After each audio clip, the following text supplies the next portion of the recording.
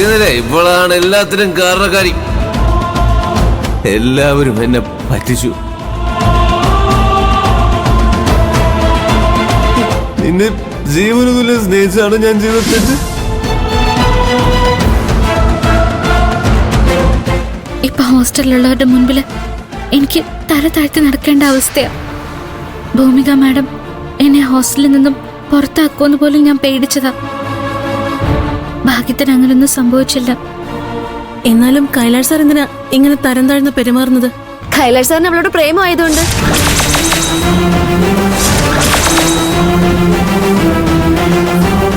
പാചക സംസാരിക്കടി, എല്ലാവരും നീ തന്നെ അറിയിക്കുമല്ലോ. സോറി. കൈലാഷ് സാറിന് എന്നോടുള്ള സ്നേഹത്തിനേക്കാളും അദ്ദേഹത്തിനോട് എനിക്ക് ബഹുമാനം ഉണ്ടായിരുന്നു. പക്ഷെ ആ ബഹുമാനമെല്ലാം ഇന്നലെ രാത്രി ഇല്ലാതായി. ഞാൻ അദ്ദേഹത്തോട് സംസാരിച്ചതും ഇടപഴകിയതും എല്ലാം അദ്ദേഹത്തെ പ്രേമിക്കാൻ വേണ്ടിയുള്ള തരത്തിലായി പോയി. ഹോസ്റ്റലിലുള്ള പെൺകുട്ടികളെല്ലാം കൈലാഷ് സാറിനെ ഞാൻ ചതിച്ചെന്ന തരത്തിലാണ് സംസാരിക്കുന്നത്.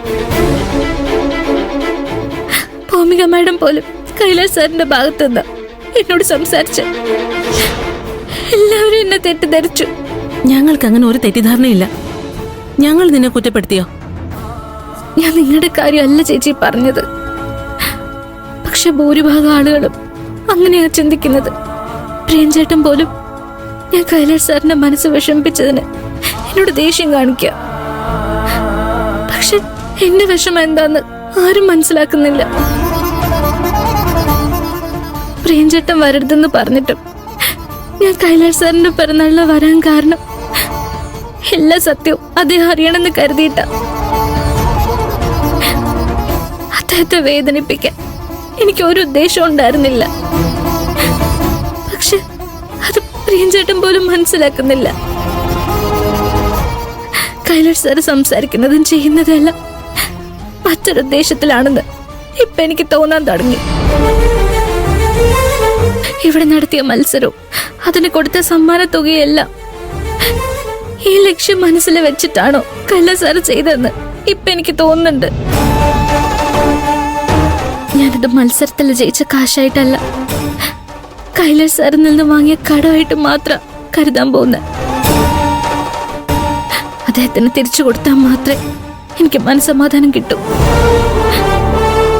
അതുവരെ ഞാൻ നന്ദി കെട്ടവളാണെന്ന് എന്റെ മനസ്സിൽ എനിക്ക് എപ്പോഴും തോന്നും. ഇനി ആർക്ക് എന്തൊക്കെ പറഞ്ഞാലും ശരി, കൈലാഷ് സാറിന് തെറ്റായ പ്രതീക്ഷ കൊടുക്കുന്നത് ഞാൻ നിർത്തി.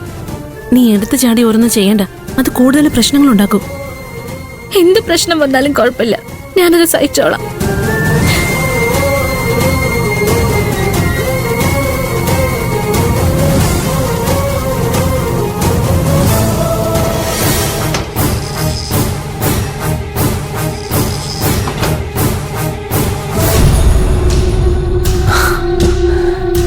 ഇന്നലെ ഞാൻ ഹോസ്റ്റലിൽ ചെന്ന് അത്രയും വലിയ പ്രശ്നം ഉണ്ടാക്കിയിട്ടും പാർവതി വിളക്ക് കൊളുത്തി. അവൾക്ക് വലിയ മനസ്സാ. ഈശ്വര, പാർവതിക്ക് എന്നോട് ക്ഷമിക്കാൻ കഴിയണേ.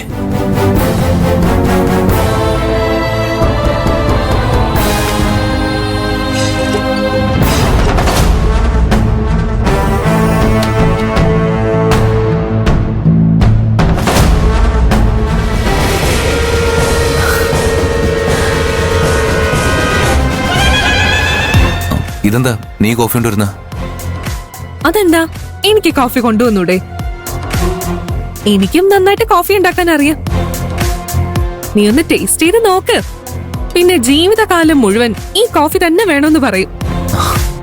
പാർവതി എവിടെയാ? പാർവതി ഇനി നിന്റെ ക്യാബിനിലേക്ക് വരില്ല എന്ന് പറഞ്ഞു.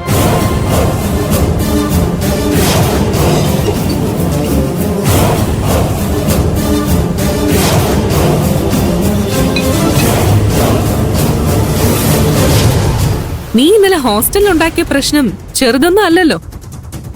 ആ, അത് പാർവതിയുടെ മനസ്സിൽ ഇപ്പോഴും ഉണ്ടാവും. പാർവതി ഇങ്ങോട്ട് വന്നില്ലെങ്കിൽ പിന്നെ ആരെയും വിളക്കത്തിച്ച? ഞാനാ.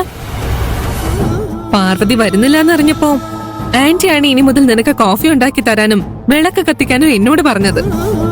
Take this and get lost. Kailash, എടുത്തോണ്ട് പോവാൻ. ഇനി മേലാൽ നീ എനിക്ക് കോഫി തരാനോ വിളക്ക് കൊളുത്താൻ ഇങ്ങോട്ട് വന്നാ ഞാൻ എങ്ങനെ പ്രതികരിക്കുന്ന എനിക്ക് പോലും അറിയില്ല. പാർവതിക്ക് പകരാകാൻ ആർക്കും കഴിയില്ല. അത് നീയും മമ്മിയും എത്രയും പെട്ടെന്ന് മനസ്സിലാക്കുന്ന നല്ലത്.